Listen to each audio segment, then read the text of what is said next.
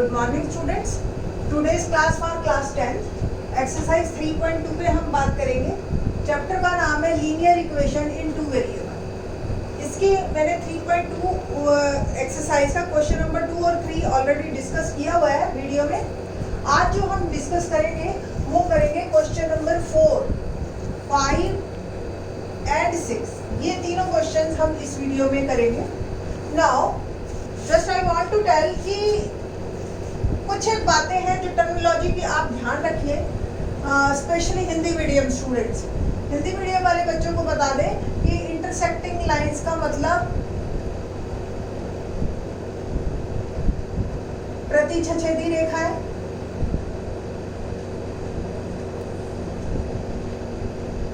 Parallel lines आप सबको पता है अच्छी तरह से। पैरेलल लाइंस, समांतर रेखाएं और कोइंसिडेंट लाइंस इक्वल टू हमारे पास है संपाती रेखाएं। बस सिर्फ टर्मिनोलॉजी का ही फर्क है, बाकी कंसेप्ट बिल्कुल सेम है, क्वेश्चन सेम है बुक्स में आपकी। अब देखिए बात करते हैं हम क्वेश्चन नंबर 4 की, बट उससे पहले मैं आपको थोड़ा सा रिकॉल करवा देती हूँ। हमने जो पिछले वीडियो में किया था डिस्कस, वो ये डिस्कस किया था कि कोई दो लाइंस हैं, उनके बीच में तीन तरह का रिलेशनशिप हो सकता है एक प्लेन के अंदर। ये एक प्लेन है या आपका एक नोटबुक का पेज हो गया, तो इस तरीके से आपके ये रिलेशनशिप हो सकते हैं। या तो लाइंस पैरेलल होंगी या लाइन इंटरसेक्टिंग होंगी या लाइंस आपकी कोइंसिडेंट होंगी आपकी। तो जो ये केस था आपको याद हो, इंटरसेक्टिंग लाइंस का, ये एक पर्टिकुलर पॉइंट पे कट करेगा और वो पॉइंट उसका सॉल्यूशन कहलाएगा। और हमारी आगे की जो 3.3 से लेकर 3.4, 3.5 और 3.6 एक्सरसाइज है, वो इसी काम के लिए है कि वो सॉल्यूशन निकालने हैं आपको। अब मैं आपको ये बता रही हूँ कि सॉल्यूशन के लिए हमारे पास 4 मेथड हैं। पहला मेथड जो है हमारे पास वो है ग्राफिकली। ये आपका इंग्लिश हिंदी दोनों में वर्ड सेम है। ग्राफिकली आप हिंदी में लिखिए चाहे कैसे भी लिखिए, graphically graphically. Now second one is substitution method. इसकी भी एक वीडियो मैंने बना के, और ये जो है हमारी एक्सरसाइज 3.3 है, ये हमारी 3.2 है। सब्स्टिट्यूशन मेथड को हम प्रतिस्थापन विधि कहते हैं।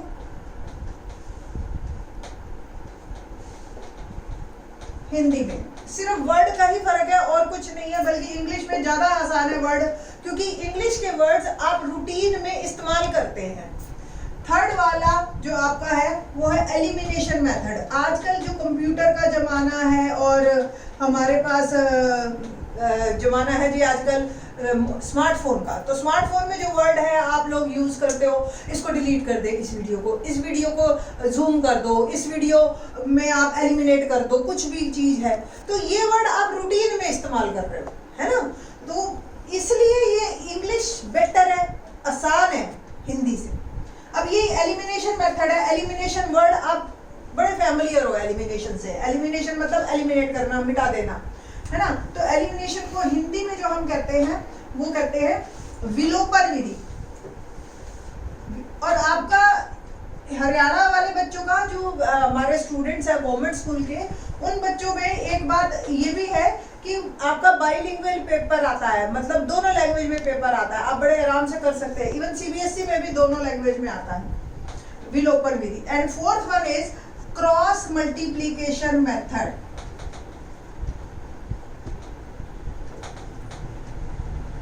ठीक है, और हिंदी में कहते हैं इसको वज्र गुणन विधि। ठीक है, ये 3.4 है, ये 3.5 है। आज जो है अभी हम 3.2 कर रहे हैं। आज अभी हम कर रहे हैं ग्राफिकल मेथड कर रहे हैं। और ग्राफिकल मेथड एक्चुअल में आप 9th क्लास में करके आ चुके हो। ग्राफिकल मेथड में आपको दो इक्वेशंस दे रखी होंगी और आपको ग्राफ बनाना है। लास्ट ईयर 9th क्लास में आप एक ग्राफ पे एक ही लाइन ड्रॉ करते थे, अब एक ही ग्राफ पे आपको 2 लाइंस ड्रॉ करनी है। एक क्वेश्चन मैं आपको करके दिखाती हूँ, उसके बाद बात करेंगे हम। एक्सरसाइज 3.2 निकाल लीजिए और क्वेश्चन नंबर 4 ये पूछता है कि 4th क्वेश्चन में कि which of the following pairs of linear equation are consistent और इनकंसिस्टेंट। अब आपको याद हो मैंने आपको इनकंसिस्टेंट और कंसिस्टेंट वर्ड के हिंदी मीनिंग भी बता दिए थे, है ना। और कंसिस्टेंट मतलब संगत और इनकंसिस्टेंट मतलब असंगत।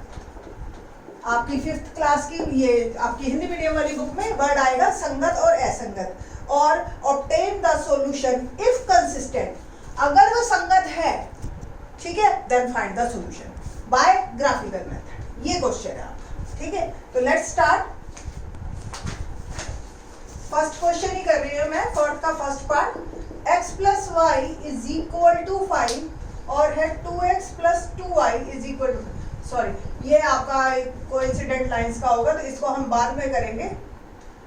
x माइनस वाई इक्वेशन थोड़ा लेंदी ले लेते हैं आप लोगों के लिए क्वेश्चन, तो हम थर्ड क्वेश्चन लेते हैं, थर्ड 4th का थर्ड पार्ट, ओके। तो 2x plus Y minus 6 equal to 0 और 4x minus 2y minus 4 is equal to 0, ये 2 इक्वेशंस है हमारे पास। अब आप देखो, सब फर्स्ट ऑफ ऑल आपको ये चेक करना है जस्ट टू सी इट कि ये किस तरह की लाइंस बनेंगी, इंटरसेक्टिंग, पैरेलल या कोइंसिडेंट, ओके। तो देखिए आप a1 बाय a2 तो 2 by 4, b1 by b2 1 upon minus 9, both are not equal क्योंकि माइनस आ गया, अदरवाइज तो इक्वल ही थे, बट माइनस के कारण ये नॉट इक्वल है। नॉट इक्वल है तो ये डेफिनेटली इंटरसेक्टिंग लाइंस बनाएगा, है ना। और intersecting lines it means consistent, it means having some solution. तो अब हम ग्राफ ड्रॉ करते हैं और ग्राफ ड्रॉ करने के लिए 9th का थोड़ा सा रिकॉल करेंगे। पहले इसी इक्वेशन को मैं लिखती हूँ 2x plus Y is equal to 6 और इससे रिलेटेड एक टेबल बनाती हूँ। 9th क्लास में टेबल बनानी हमने सीखी हुई है ना। अब आपको मैं और आसान तरीका बताती हूँ टेबल बनाने का। टेबल बनाने में सिंपल और सिंपल, आपको एक बार x 0 डाल दो, एक बार y, ओके नाउ एक बार y, नहीं तो तीसरा नहीं भी लिखोगे तो भी लाइन ड्रॉ होगी। 9th क्लास में हम 3 इसलिए करवाते हैं कि स्टूडेंट्स नया नया सीखते हैं और 3 से ये क्लियर होता है कि उनको ठीक है यही लाइन है। अदरवाइज लाइन तो बेटा 2 पॉइंट से भी बन जाती है एंड 2 पॉइंट्स आर इनफ।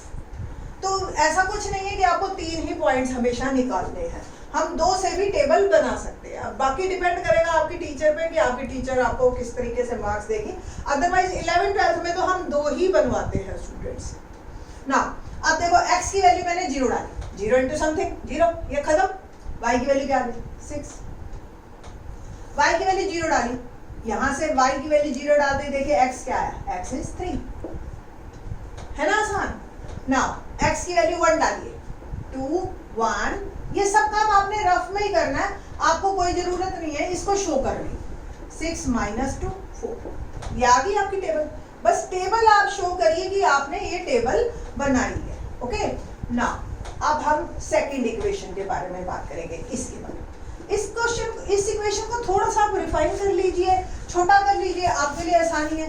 उससे कोई फर्क नहीं पड़ेगा कि लाइन को आपने पूरे से अगर डिवाइड करो, पहले तो कांस्टेंट को उधर ले जाओ, फिर देख रहे हो सारे 2 से डिवाइड हो रहे हैं तो 2 से डिवाइड कर दो। अब ये इक्वेशन रह गई मेरी और इसकी मैं टेबल बना लूंगी। तो देखते हैं इसकी टेबल,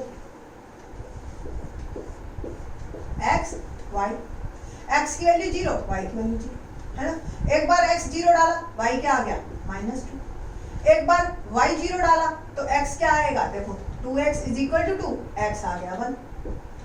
अब x 1 डालो, अब कभी कर रहा था पर 1 से तो सेम ही आ जाएगा, बट 1 मत डाला फिर, इसीलिए अब क्या डाले हम, x को y को 1 डाल लो, y को 1 डालो या y को 2 डाल लो, ठीक है। तो लेट इट बी y2, तो 2x is equal to 4, x क्या आ गया 2, 3 पॉइंट्स आ गए आपने बड़े आसानी से। अब आपने इसका ग्राफ ड्रॉ करना है। तो ग्राफ आपको याद है, हम पहले 2 लाइंस बनाते हैं। हॉरिजॉन्टल लाइन क्या होती है, x एक्सिस राइट में x पॉजिटिव, लेफ्ट में x डैश लिखते हैं, x नेगेटिव होता है, y इधर और ये y डैश, ये y एक्सिस होता है जो वर्टिकल लाइन होती है आपकी। अब ये आपको याद हो, ये 0 0 ओरिजिन कहलाता है, 1 2 इस तरफ आप पॉजिटिव करते चलेंगे, इस तरफ y ऊपर पॉजिटिव। देखिए मैक्सिमम y मेरा 6 तक गया तो मैं 6 तक टेबल बना लूंगी, 5 और ये 6।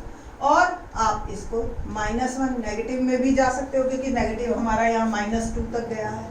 टेबल बनाने में तो कोई हर्ज नहीं, इसमें कितनी देर लगती है, बना लीजिए। Okay now 0 6, x is 0, y is 6, ये आ गया पॉइंट। यहाँ लिखिए 0 and 6। नेक्स्ट 3 and 0, ये 3 है और ये y 0 ही है तो 3 and 2 इनफ थे, कोई दिक्कत नहीं है हमें 2 में।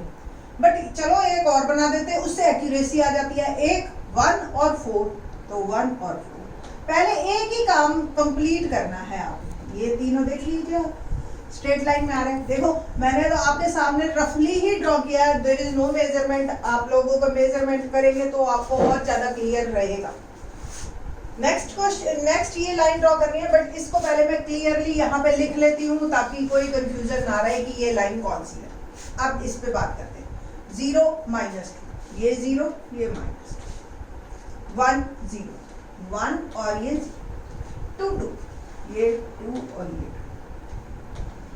ये लाइन मैंने ड्रॉ की और ये ऑलमोस्ट देखिए ये जहां ये पॉइंट आया दैट इज आवर आंसर। ठीक है, दूसरी लाइन की equation I think so I have rubbed it.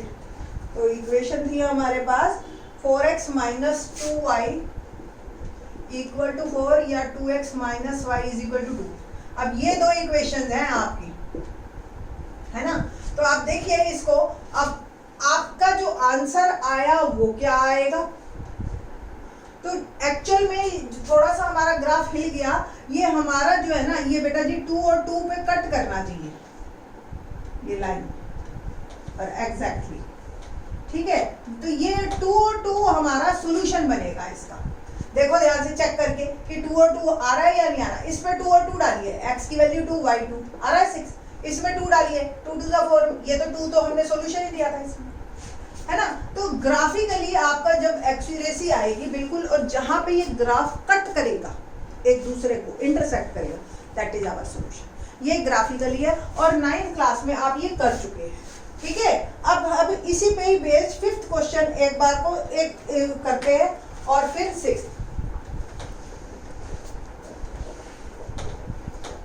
Let's see 5th question. 5th question बड़ा इंटरेस्टिंग है। वो कहता है हाफ ऑफ द पेरीमीटर, यानी कि परिमाप, half of the perimeter of a rectangular garden whose length is 4 meter longer than its width। मैं important steps लिख रही हूँ। length is 4 meter longer than width, पहली चीज। दूसरी चीज half of the perimeter कितना है rectangular garden का, is 36 meter and we have to find the dimension of the garden। dimension का क्या मतलब होता है, विमाई।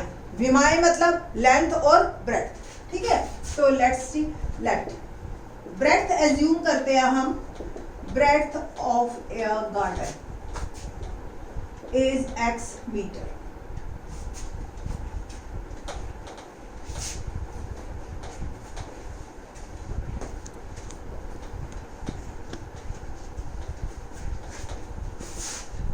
एंड लेंथ कितनी होगी, 4 मीटर मोर, यानी कि 4 मीटर ज्यादा। तो x + 4 आप बुक में पढ़ेंगे, आपको बिल्कुल क्लियरली नजर आएगा।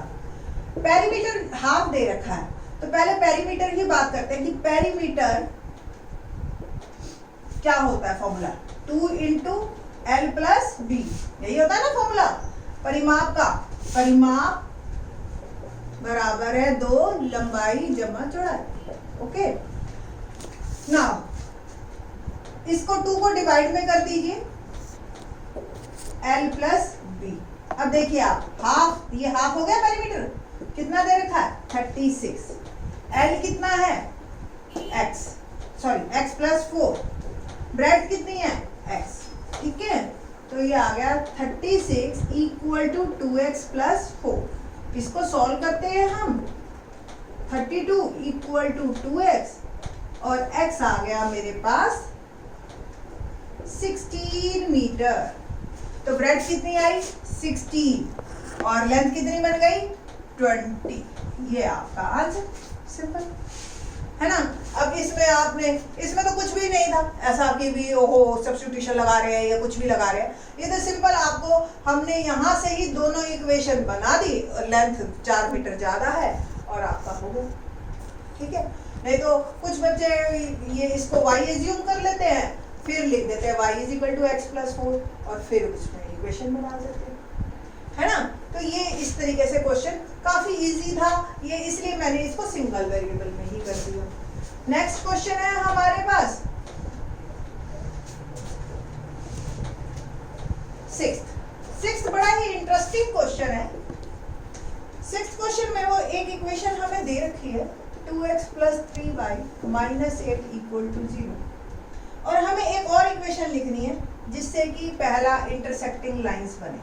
अब इंटरसेक्टिंग लाइंस के लिए दूसरी इक्वेशन बनाना बहुत इजी है, because we know that a1 by a2 is not equal to b1 by b।